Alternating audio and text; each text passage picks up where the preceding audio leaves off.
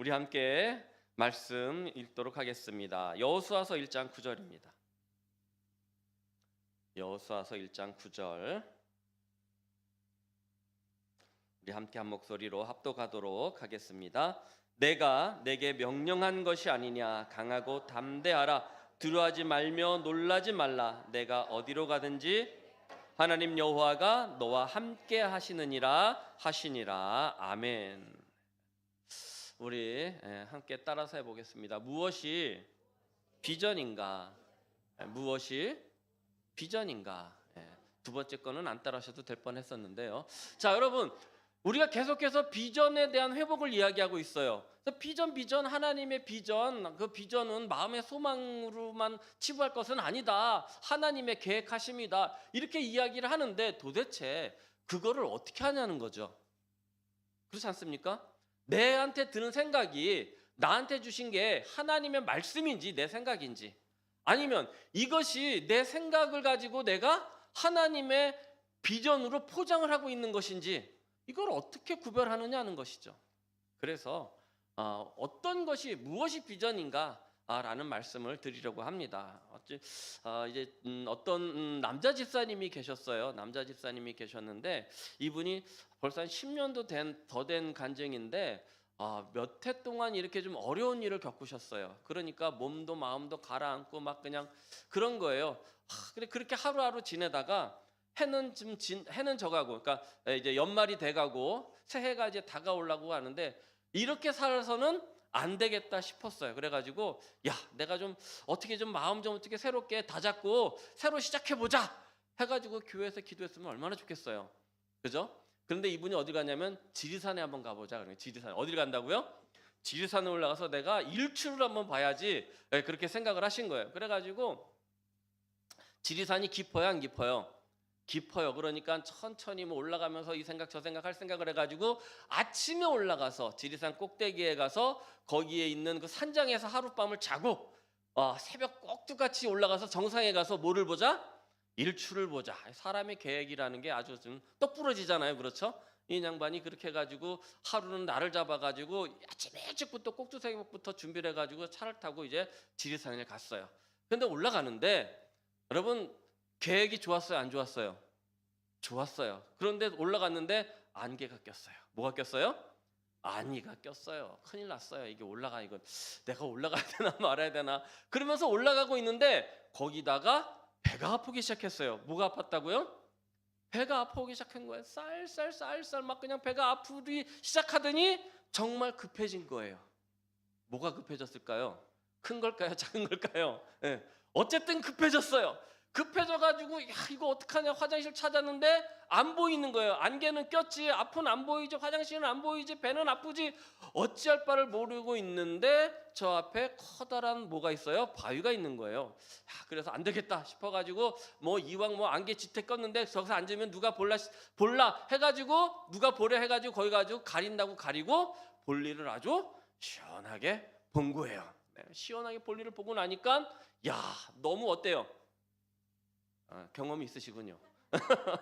너무 시원한 거예요. 너무 시원하니까 안 올라가도 되겠더래요, 산에. 산에 안 올라가도 되겠더래요. 이거 너무 시원한데 괜히 올라가서 일출을 못 보느니 여기서 이 시원한 기분을 가지고 다시 돌아가도 될 것 같다 하고 뒤를 돌아갈까 올라갈까 하고 있는데 자기가 이렇게 저질러 놓은 게 있잖아요. 저질러 놓은 게 있는데 생각해 보건대 저러다가 안개가 거치면 올라가던 사람이 올라가면서 욕을 할 텐데 볼 게 없어가지고 여기까지 와서 저렇게 보고 그럴 텐데 이렇게 좋은 기분이 어떻게 하게 돼요? 찜찜하게 될 것 같아. 그래서 그걸 어떻게 해야 돼요? 처리를 해야 되잖아요, 완벽하게. 그래서 이걸 어떻게 처리를 해야 되나, 흙을 엎어다가 하면은 저거 마르지 않으면은 저기 도대체 뭐를 묻었을까 다른 사람들이 생각할 텐데 가장 자연 친화적으로 깜짝같이 할 것이 무엇인가 생각하다 보니까 널쩍한 뭐가 있어요? 돌이 있는 거예요. 그걸 갖다가 던지면 튈까봐 살짝 올려놨어요. 살짝 올려놓고 돌아가려니까 하나 갖고는 부족해. 그래서 또 하나를 갖다가 올려놨어요. 그러고 나니까 이제는 완벽한 것 같아. 그래서 두 손을 탁탁 털고 산을 올라가려다가 아니야, 여기서 하산해야겠다 해가지고 일출은 안 보고 거기다가 시원하게 막 묵은 것들을 다 본 그런 느낌을 가지고 이것도 하나님이 나에게 주신 새로운 마음인가? 그리고 이제 돌아온 거예요. 그리고 한 3년이 지났어요. 3년이 지나서 야, 아빠가 오늘은 저기 우리 지리산에 우리 온 식구가 다 같이 한번 올라가 보자. 지리산이 아마 가까웠나 봐요.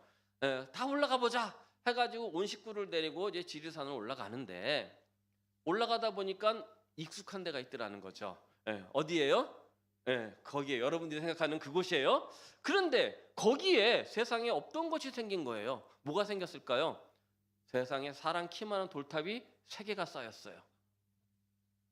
그런데 올라가는 사람이 거기다가 돌을 던져놓고 뭐를 해요? 그걸 하는 거예요. 이 집사님이 여기서 무릎을 딱 친 거예요. 야, 사람의 생각, 사람의 계획, 잘난 놈, 못난 분 다 거기다 부질없다. 왜요? 자기가 싼 거기다가 뭔지 몰라도 널쩍한 돌이 있으니 또 그 위에 뭐 하나가 더 올라갔으니 야, 여기 그건가 보다. 그리고 사람들이 지나가는 사람마다 가다가 이렇게 올려놓고, 부자건 사업하는 사람이건 옆집 철수 아줌마건 그냥 자기 똥 얘기 안 하려고 그랬는데 죄송합니다. 자기 똥 위에다가 그 돌을 올려놓고 기도를 하더라는 겁니다. 기업 회장님도 와서, 옆집 철수 엄마도 와서, 부잣집 사모님도 오셔가지고 올해는 어떻게 해달라고 빌었을까요? 올해는 어떻게 해달라고 빌었을까요? 빌었어요. 어디다가 빌었어요? 자기 똥 위에다가 빌더래요. 사랑하는 성도 여러분, 우리의 계획은요 그럴싸해요. 처음에는 그럴싸하지만 지난주 뭐라 그랬어요? 누구나 다 그럴싸한 계획을 가지고 있다. 뭐 하기 전까지? 처음 맞기 전까지. 저기 마이크 타이슨이 한 말이라 그랬어요. 제가 한 말 아니에요. 그래서 우리의 계획은 그럴싸해요. 그런데 마치 모래 위에 지은 집 같아요. 모래 위에 집 같아요. 그래서 물이 들어오고 바람이 불면 쓰러지고 흩어지게 되는 겁니다. 그러나 하나님의 계획, 하나님의 비전은 변치 않고 언제나 굳건히 서 계시는 줄 믿으시기를 바랍니다. 그래서 우리는 이것이 나의 계획인지 하나님의 비전인지를 어떻게 해요? 분별해야 될 의무가 있다라는 것입니다. 반드시 분별해야 된다라는 것입니다. 그래서 하나님의 뜻을 사모해야 될 줄 믿습니다. 그러면 어떻게 구별하느냐?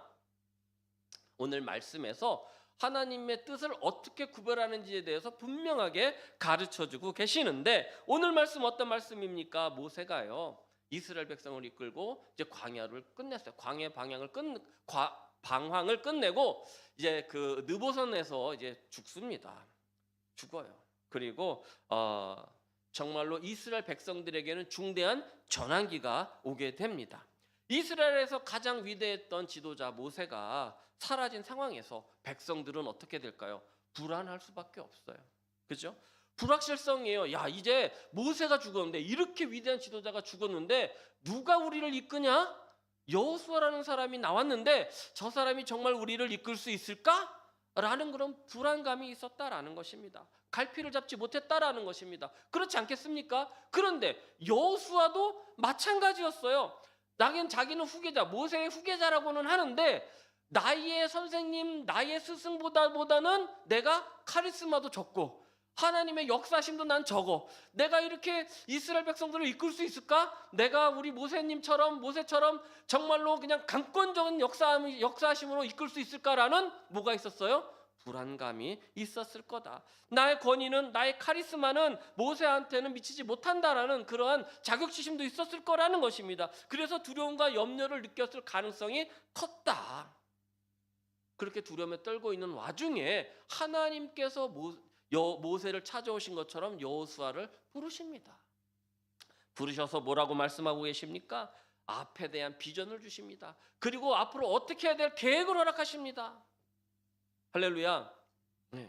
그래서 이스라엘을 가나안 땅으로 인도해서 들어갈 때까지 어떻게 해야 한다, 너는 어떻게 할 것이다 라는 큰 그림을 보여주게 되시는 것이 바로 오늘 말씀입니다. 그래서 오늘 말씀은 지난 시간에 사람의 계획은 무너져도 하나님의 계획, 하나님의 비전은 결코 어떻게 된다? 무너지지 않는다. 반드시 성취된다라는 그런 말씀에 이어서 하나님의 비전 어떻게 우리가 구별할 것인가?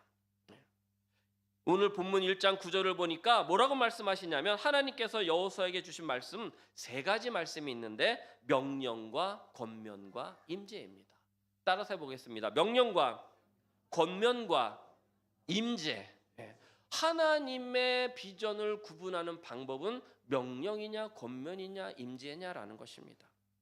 하나님의 비전은 좋은 꿈이 아니라고 말씀드렸습니다. 미래의 희망이라기보다는 하나님의 말씀 속에서 주어지는 뭐다? 명령이다. 우리의 부르심이다. 그랬습니다. 그래서 그 길을 가도록 붙들어 주시는 권면이고 그 길에서 함께 하시는 하나님의 임재가 있다라는 것입니다. 그래서 내게 주어지는 말씀이 이 세 가지에 해당한다면 뭐예요?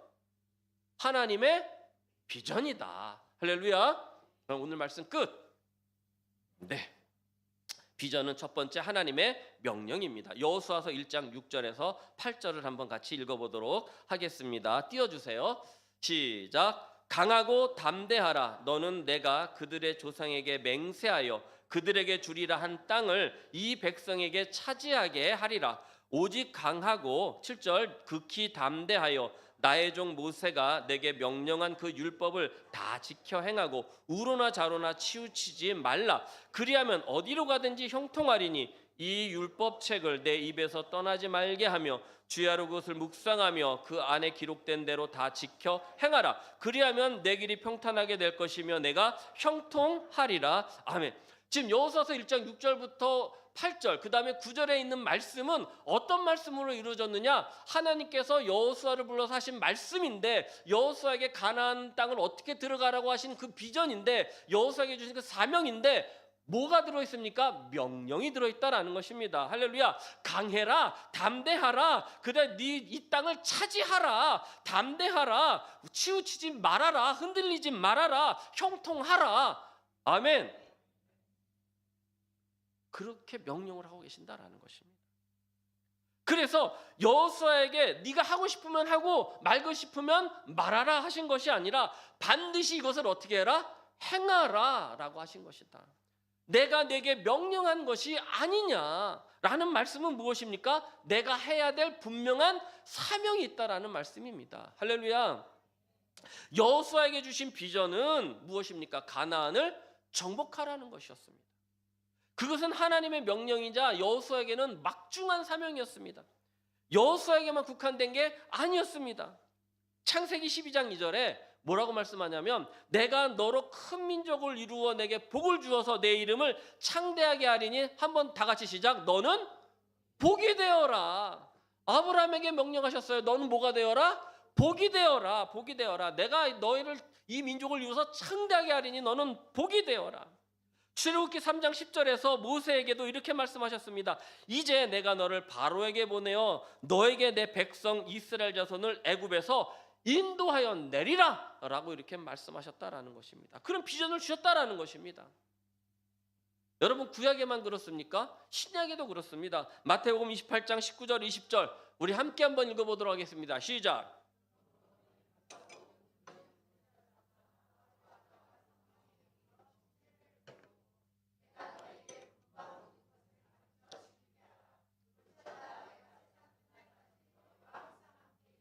아멘. 사도행전 1장 8절에도 이런 말씀이 있습니다. 오직 성령이 너에게 임하시면 너희가 뭐를 받아요? 권능을 받고 예루살렘과 온 유다와 사마리아 땅끝까지 이르러 내 증인이 되라 라고 이렇게 명령하셨다라는 것입니다. 마태복음 28장 19절 20절은 예수님께서 제자들에게 주신 지상명령입니다.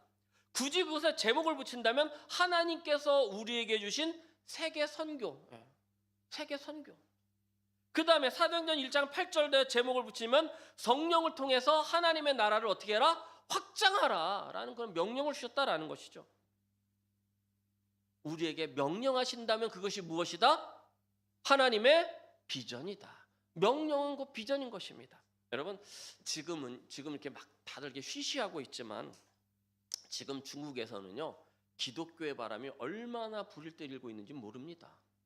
그걸 어떻게 하냐면요 선교사님들이 와서 하시는 말씀들도 있겠지만 지금 중국에서 일어나는 그런 현상들을 보면 알 수가 있어요. 어떻습니까? 지금 중국에는요 지하교회에서 모여서 예배드리는 성도님들이 많아요. 그런데 공안들이 그 사람들만 잡으러 다녀요. 예수 믿는 사람들만 잡으러 다녀요. 그래서 잡아가지고 감옥에 가두고요 막 그래요. 그리고 교회가 있어요. 원래 이렇게 그 전국에서 공산당에서 세워진 교회가 있는데 아예 그 교회조차 십자가를 가서 다 떼어버려라 그랬어요.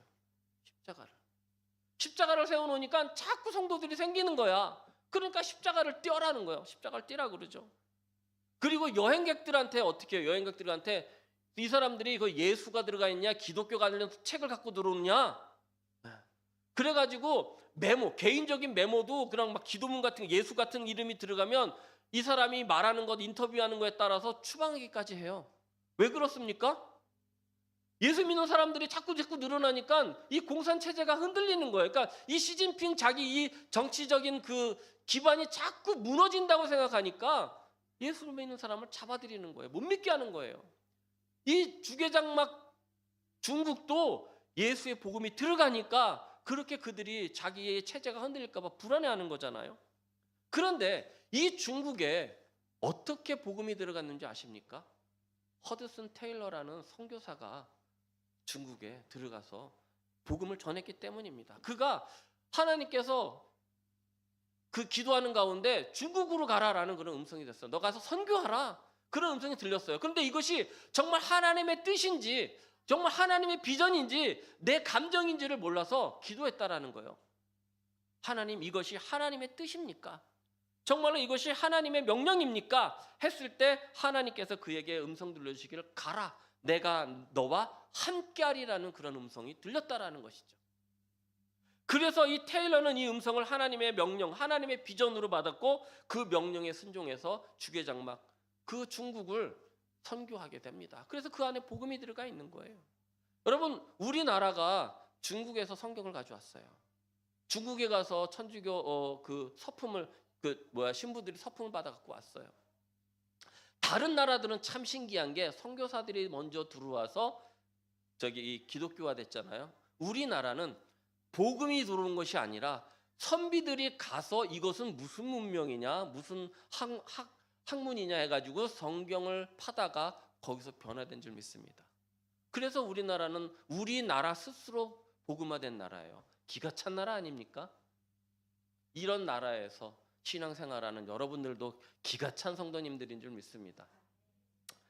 아멘은 안 하셔도 그러므로 좀 기다리시는 것 같아요. 아멘을 안 하셔도 이 말씀을. 그러므로 하나님의 비전은 무엇이에요? 하나님의 명령, 그리고 나에게 주어진 사명. 그래서 내게 주시는 말씀이나 응답이 하나님의 명령이거든. 또 이것은 내가 지켜야 될 사명인 것 같다라고 생각이 되거든. 아니면 나에게 순종해야 될 그 직분이 허락됐거든. 이것은 무엇이다? 내게 주신 하나님의 비전으로 여러분 깨달으시기를 축원을 드립니다. 안 깨닫고 싶죠? 명령이라니까. 두 번째 비전은 하나님의 권면입니다. 뭐라고요? 하나님의 권면이에요. 이사야서 41장 10절 우리 함께 읽어보도록 합니다. 시작. 두려워하지 말라. 내가 너와 함께함이라. 놀라지 말라. 나는 내 하나님이 됨이라. 내가 너를 굳세게 하리라. 참으로 너를 도와주리라. 참으로 나의 의로운 오른손으로 너를 붙들리라. 아멘. 하나님은 우리에게 비전을 주시면서 명령만 하시지 않으십니다. 본문 말씀에서도 강하고 담대하라 라고 명령하시고 우리에게 막 그냥 밀어붙이시는 것 같았지만 그 다음에 주시는 말씀이 무엇입니까? 두려워하지 말고 놀라지 마라. 내가 너를 어떻게 한다? 붙잡아주고 함께 하겠다라고 이렇게 말씀하신다라는 것입니다. 먼저 그러면 이 명령을 하나님 너무 나한테 부담이에요. 이렇게 명령만 하시면 어떡해요? 나 할 일도 너무 많은데. 그런데 하나님은 뭐라고 말씀하세요? 걱정하지 마라. 두려워하지 마라. 이렇게 담대하라라고 이렇게 권면해 주신다라는 것입니다. 그래서 주신 명령 그 비전을 잘 수행할 수 있도록 권면과 위로를 주신다. 아멘. 네. 여호수아 보세요. 모세 후계자로서 부담이 엄청 어마어마했을 거예요. 그래서 그는 어떻게 해야 될까 했겠죠. 그 앞에는 거대한 성 여리고가 버티고 있고 그 다음에 그 200만이나 넘는 그 이스라엘 백성들은 그냥 탁 눈을 뜨고 또말또말 자기만 쳐다보고 있는데 이거 어떡하냔 말이죠. 거기다가 하나님은 그냥 가나안 땅으로 그냥 밀고 들어가라고 하시는데, 야, 아니 큰일 났어요. 앞으로 갈 수도 없고 뒤로 갈 수도 없고. 그런데 그에게 명령만 하시는 게 아니라 강하고 담대하라, 걱정하지 마라, 흔들리지 마라, 이렇게 권면을 하신 줄 믿습니다. 그래서 하나님의 비전은요, 명령만 줘서 우리를 위축시키는 게 아니라, 부담이 아니라 그 비전을 통해서 우리에게 용기와 확신을 주시는 줄 믿습니다. 그 권면과 위로를 통해서 용기와 확신을 주신다. 제가 98년도에, 제가 웬만하면 제가 한 적을 잘 안 하는데 98년도에 원주 단계동에서 개척을 했습니다. 아시는 분들은 아실 거예요. 개척을 했어요. 28살 때였나요? 거기는 아는 사람도 없고 돕는 교회도 없었어요. 그냥 아시는 목사님이 너 거기 가, 거기에 빈 교회가 있어, 그렇게 돼가지고 그 교회를 비게 놔둘 수는 없으니 가서 목회를 한번 해보는 게 어떻겠느냐. 근데 그쪽 지방에서, 원주동 지방에서, 아이고 지방이 얘기하면 안 되는데 그 원주에 있는 어느 지방에서 지원을 해주겠다, 개척교회가 오면 지원을 해주겠다 했는데, 갔더니 마침 저보다 6개월을 먼저 개척하신 분이 계셔가지고 그 지방의 개척 자금이 그 교회로 다 들어가게 된 거예요. 또 있던 자리로 들어갔는데 전 사역자가 이미지를 너무 안 좋게 하고 도망치듯 나온 교회라 전도를 해도 다들 꺼리는 그런 분위기였어요. 지금도 제가 동안이잖아요. 아멘은 안 하셔도 저 스스로는 너무 동안이에요. 그런데 28살 전도사가 갔는데 얼마나 동안이었을 것 같아요. 어린내가 왔다라고 동네에서 이야기를 했어요. 어린내가 왔다. 그러니 어린내가 와서 교회를 한다고 하니 저기 뭘 가겠느냐, 이렇게 할 정도였어요.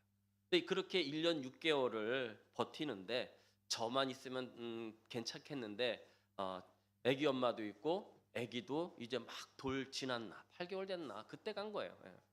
그 갓난 애기를 데리고 이제 갔었던 거죠. 근데 나중에는 지방에나 뭐 이제 다른 문제들까지 이제 겹쳐가지고 교회를 사임하고 다시 부사역자로 이제 사임하면서 제가 하나님 앞에 그렇게 기도를 했어요. 하나님, 왜 나한테 이런 길을 걷게 하시냐 그랬어요. 왜 나한테 이런 길을 걷게 하시냐. 원망도 하고 막 그렇게 뭐라 그럴까요? 이렇게 따지기도 했어요. 하나님 앞에 따지기도 했어요.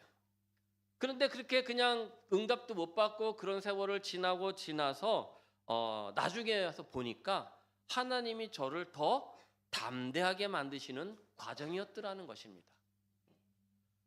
우리 하나님은요, 이런 짤이 헌금 하나 안 나오는 교회에서 1년 6개월을 굶기시도 않고, 굶기시지도 않으셨어요. 어렵게 하시지도 않으셨다라는 것입니다. 신기해요. 거기서 한번 굶을 뻔도 했을 텐데 단 한 끼도 굶어본 적은 없는 것 같아요. 어려웠어도. 그리고 게다가 돕는 천사를 한 명을 보내주셨는데 제 친구가 한 달에 한 번 와서 예배를 드려주면서 10만 원을 헌금하고 갔어요. 10만 원을 헌금하고 갔어요. 그럼 10만 원이 수입이 들어왔잖아요. 그럼 그냥 제가 닦았습니까? 헌금 장부에 기록을 해야 되잖아요. 기록을 하면 거기 제가 사례를 10만 원을 수입 헌금 10만 원, 사례금 지출 10만 원. 그래서 거기다가 뭐를 떼어야 돼요? 11조 떼어야 되죠. 감사헌금 떼어야 되죠. 주정헌금 떼어야 되죠. 얼마 남았겠어요? 못 남으면 5만 원도 채 안 남아요. 그런데 이 다시 헌금으로 만드는 5만 원은 계속 돌고 도는 5만 원이에요. 그렇잖아요. 그 헌금을 쓰겠어요? 그럼 나머지 갖고 쓰는 거야. 야, 여러분, 이런 한 장 없는 교회에서요, 이 한 달에 교회 재정이 25만 원이에요. 놀랍지 않습니까? 25만 원, 여러분 웃으실 수 있겠지만 그 10만 원, 만 원, 25만 원이 정말 큰 돈이었어요, 저한테는. 아멘을 안 하셔도 저는 큰 돈이었어요.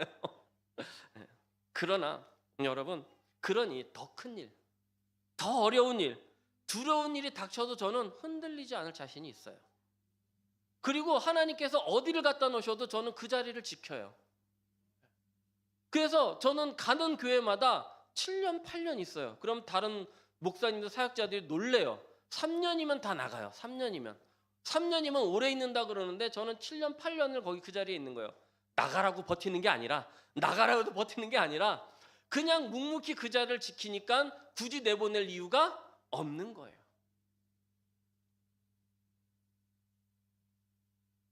그리고 하나님 앞에 그렇게 기도할 때마다는 그냥 음성을 들려주시지 않아도 내가 두려워할 필요가 없다라는 걸 알아요. 하나님께서 우리에게 비전을 주실 때는 그렇게 주시는 거예요. 그래서 정말 하나님께서 내가 기도할 때 너 두려워하지 마라, 이제 넌 어려워도 어려운 게 아니다라는 그런 음성을 들려주실 때는 하나님의 비전을 통해서 그렇게 나한테 왔다라고 나는 확신을 하는 거죠. 이런 확신이 여러분에게도 있기를 축원을 드립니다. 고생한 거 빼고, 고생한 거 빼고 고생까지 다 가져가지 마시고. 그래서 여러분, 하나님의 격려와 위로가 여러분 삶 가운데 있기를 축원을 드립니다. 세 번째, 하나님의 비전은 하나님의 임재입니다. 비전이 뭐라고요? 하나님의 임재, 함께 하심이다라는 것입니다. 신명기 31장 23절을 한번 읽어보도록 하겠습니다. 시작. 여호와께서 또 눈의 아들 여호수아에게 너는 이스라엘 자손들을 인도하여 내가 그들에게 맹세한 땅으로 들어가게 하리니 강하고 담대하라, 내가 너와 함께 하리라 하시니. 아멘. 방금 읽은 신명기의 말씀은 오늘 본문의 말씀, 동일한 말씀입니다. 하나님은 우리에게 비전을 주시면서 명령하시기도 하시고 또 그 명령한 일을 잘 수행하도록 권면도 하시고 위로도 하시기도 하지만 하나님은 언제나 우리와 어떻게 하시는 분이세요? 함께 하시는 분이다. 오늘 본문 9절에서도 하반절에 뭐라고 말씀합니까? 내가 어디로 가든지 내 하나님 여호와가 너와 어떻게 한다? 함께 하겠다. 맞습니다. 비전의 완성은 하나님의 임재하심입니다. 여호수아가 이스라엘을 가나안으로 이끌 수 있었던 힘은 모세처럼 위대한 사람이었기 때문이 아닙니다. 그는 모세처럼 위대한 사람이 아니었어요. 하나님이 어떻게 하시는 사람? 함께 하셨기 때문입니다. 하나님이 함께 하셨기 때문입니다. 하나님이 함께 하시면 안 되는 것도 되는 역사가 있습니다. 하나님이 함께 하시면 불가능한 것도 가능하게 되는 줄 믿습니다. 여호수아서 1장 5절 이렇게 말씀합니다. 내 평생에 너를 능히 대적할 자가 없으리니 내가 모세와 함께 있었던 것 같이, 다 같이 시작. 너와 함께 있을 것이라. 내가 너를 떠나지 아니하며 버리지 아니하리라. 내가 너와 함께하리라. 내가 너를 버리지 아니하고 내가 너를 떠나지 아니하리라. 아멘. 하나님은 여호수아에게 모세와 함께했던 것처럼 어떻게 너도 함께할 것이다 라고 약속하셨다라는 것입니다. 이 약속이 여호수아에게는 힘이 되었고 이스라엘 백성들에게 리더십이 되었고 그들이 가나안 땅을 들어갈 때는 승리의 비결이 된 줄 믿습니다.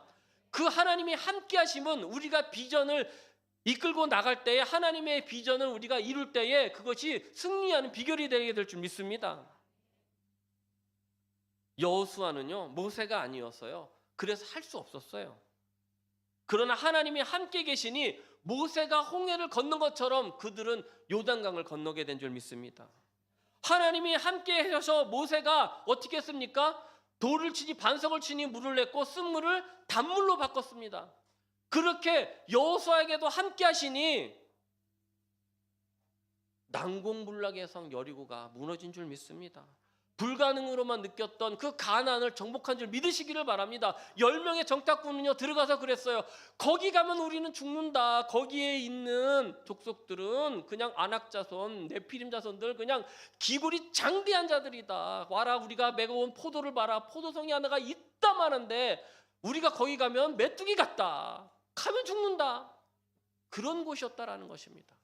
그러나 하나님이 함께 하시니 그가 가나안을 정복한 줄 믿습니다. 창세기 28장 15절에서 이렇게 말씀하십니다. 내가 너와 함께 있어 내가 어디로 가든지 너를 지키며 너를 이끌어 이 땅으로 돌아가게 할지라. 다 같이 시작. 내가 내게 허락한 것을 다 이루기까지 너를 떠나지 아니하리라. 아멘. 아브라함으로서는 할 수 없었지만 하나님과 함께 하시니 100살에도 아들을 얻었다라는 것입니다. 아브라함이 아브라함이었을 때는요, 말씀을 듣고도 애굽으로 도망갔지만 정말 하나님이 함께 하셔서 아브라함이 되었을 때는 믿음의 조상이 된 줄 믿습니다. 역대상 28장 20절, 또 그의 아들 솔로몬에게 이르되 너는 강하고 담대하게 이 일을 행하라. 두려워하지 말며 놀라지 말라. 내가 여호와의 성전 공사의 모든 일을 마치기까지 여호와 하나님 나의 하나님이, 다 같이 시작, 너와 함께 계시사 내게서 떠나지 아니하시고 너를 버리지 아니하시리라. 여러분, 솔로몬이요, 예루살렘 성전을 짓기 위해서 한 일이라고는 아무것도 없습니다. 오직 함께 하시는 하나님의 손을 붙든 것밖에 없어요. 누가 준비했습니까? 다윗이 준비했습니다. 그 기둥을 쓰는 백향목나무들 다 다윗이 준비했습니다. 거기 그 기둥에 쓰이고 벽에다가 바를 그 금붙이들을 다 다윗이 준비했습니다. 여러분, 얼마나 금을 많이 쌓아놨냐면요, 기둥을 다 덮고요, 그 다음에 벽을 다 덮어서 그냥 반짝반짝 되는 그 금을 다 덮고도 금이 남았다고 그랬습니다. 솔로몬은 한 일이 없어요. 하지만 하나님이 함께 계시니 다윗이 해야 할 일을 솔로몬이 하게 된 줄 믿습니다. 하나님이 함께 하시면 아무것도 없었지만 또 큰 일도 할 수 있는 줄 믿으시기를 바랍니다. 이 능력이 오늘 저와 여러분에게 임하시기를 축원합니다. 능력의 하나님이 함께 하시길 축원합니다. 치료의 하나님이 함께 하시길 축원합니다. 위로의 하나님, 전능하신 하나님, 사랑의 하나님, 모든 걸 주시는 하나님, 우리에게 약속하신 걸 이루어주시는 그 하나님이 함께 하실 때 나는 할 수 없지만 함께 하시는 하나님께서 그 일, 그 비전, 그 사명을 이루어주시는 줄 믿으시기를 축원합니다. 하나님의 비전을 어떻게 판단한다고요? 네, 감사합니다. 잘 들으셨어요. 예. 내게 주신 말씀이 하나님의 명령이냐, 또 거기에 권면도 있느냐, 또 하나님이 함께 하신다는 약속이 있느냐, 이 확신이 나에게 들어왔을 때, 그 응답이 있을 때 이것은 뭐예요? 하나님의 비전인 줄 믿으시기를 바랍니다. 그러면 그래서 우리가 그 비전이 하나님의 명령으로 시작되고 그 다음에 권면으로 지속되며 임재로 완성이 된다, 이렇게 공식을 세울 수 있을 것 같아요. 그러므로 하나님의 비전을 성취하시기를 결단하는 성도들이요, 사람의 계획과 내게 주시는 하나님의 비전을 잘 구분하시고 판단해서 하나님의 기뻐하시고 온전하신 뜻이 무엇인지 분별하면서 정말로 믿음으로 하나님의 비전에 도전할 수 있기를 축원을 드립니다. 믿음으로 승리하시기를 주님의 이름으로 축원을 드립니다.